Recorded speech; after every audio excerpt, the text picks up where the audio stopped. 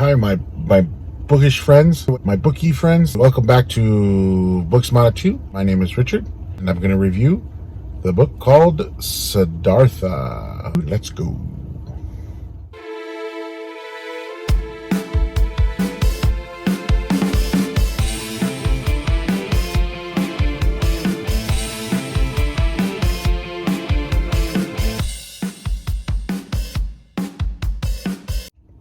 Okay, so now after I read this book, I realized that that Siddartha is a pretty widely told story, and there's different versions of it. So in my version, Siddartha is the son of a emperor or king.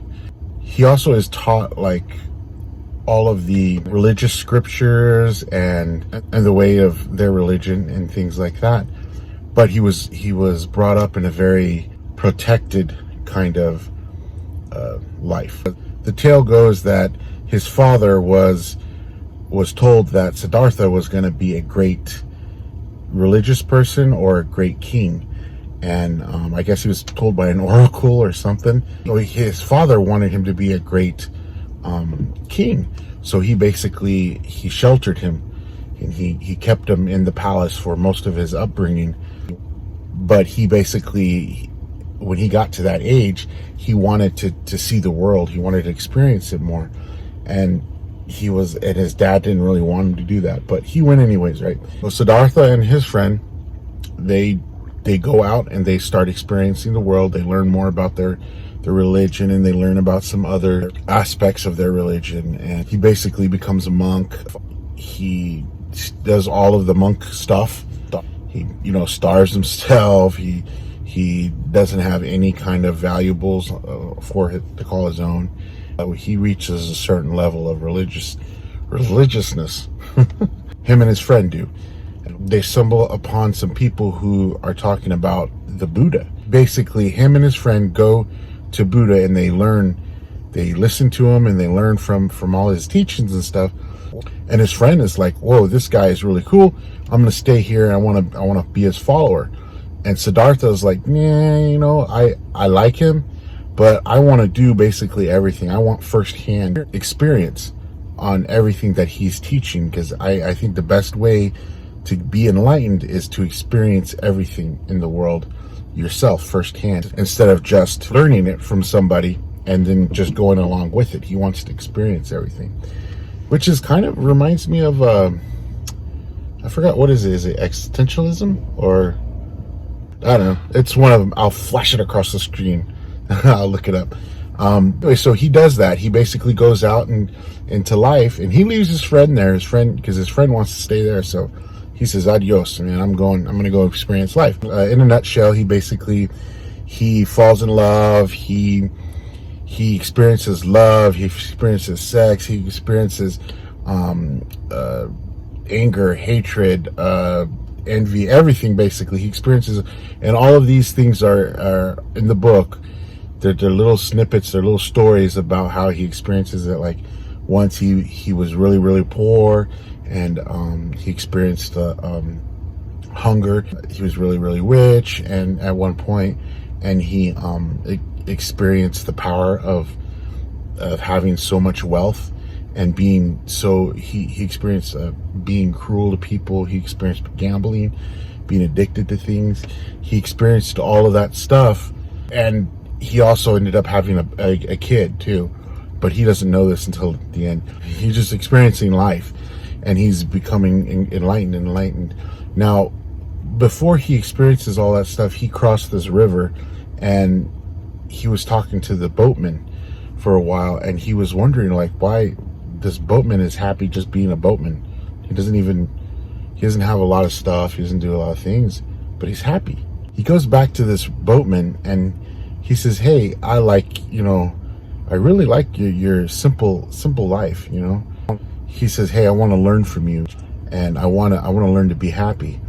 And in the nutshell, he basically learns that everything is like nature, and everything is like has a yin yang, basically. That is like, in its essence, everything has good and bad.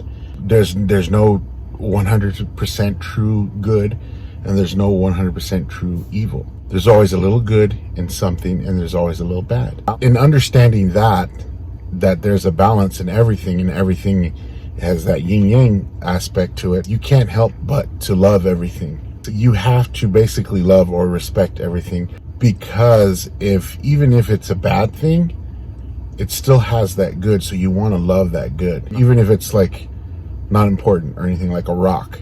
At one point, that rock, even though it was magma at one time and then it solidified into a rock, somebody could make a bridge out of that rock, and that's a positive thing, because a bridge is, you can build things with it.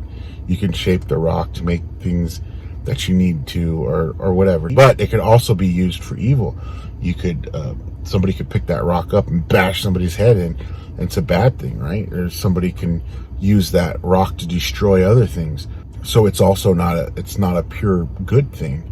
It has its evil aspects or bad aspects. So I'm kind of simplistically explaining this because it's so in depth, and everything has its own unique version and level of good and bad and everything like that, because humans are even more complex, so you have to adjust your thinking and everything like that. But this is just a basic kind of overview, and the book explains a lot more in detail some of those aspects of everything, like the river, because the river plays a really big role in this book, because he tends to like hear things from the river, and because the river is always flowing, it never stays the same, because the river can be deadly and the river can be beautiful at the same time. So he uses a lot of those characteristics to explain his philosophy and his religion. Okay, getting back to the story, towards the end, Siddartha, since he's just hanging out with his boatman, and he's learning all of the boatman's philosophical ways and stuff like that, and his simplistic way of life, just catching fish and boating people back and forth across the river.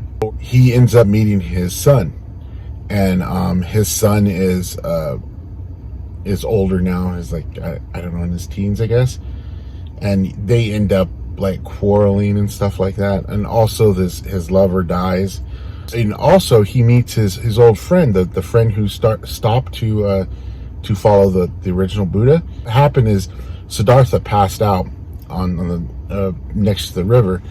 He passed out because of lack of water or starvation, I can't remember.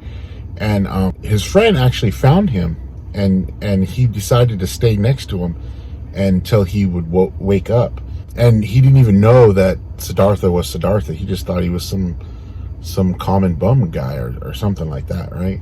But he stayed with them anyways. And when he woke up, and he said, hey, it's Siddartha, it's you, and so they start talking about everything. And anyways, he said that his friend is still following Buddha, and so they were on a mission or something like that. So anyways, they split ways again. Later on, that's when his son comes into the picture. So he experiences being a father. I don't want to tell you the ending too much. So I would give this book, okay, let's see, we're doing monks prayer beads. There you go. We'll do three. I'll say about three and a half. Somewhere around there, probably 3.5, because it's heavy on philosophy and it's heavy on the origins of Buddhism, and which is really cool. I mean, I like a lot of the aspects, a lot of the thinking of Buddhism, and it made you think about things in a different way, spiritually, philosophically and stuff like that. So if you're not into all of that stuff, you probably won't like the book. It's heavy in that, and the stories are very moralistic, I guess, if you want to say that, but in the realm of Buddhism, of course. This whole book is kind of like, almost like an example of existentialism, like how you just go and you live life, and you experience life to become more enlightened about the world and about yourself and about spirituality. But anyways, I digress. I just want to say like and subscribe and hit the notification thing so you know whenever I get a new review in. Hopefully this is going to be good enough for you to make a decision if you want to read this or not. Okay, see you guys later. Adios. Bye.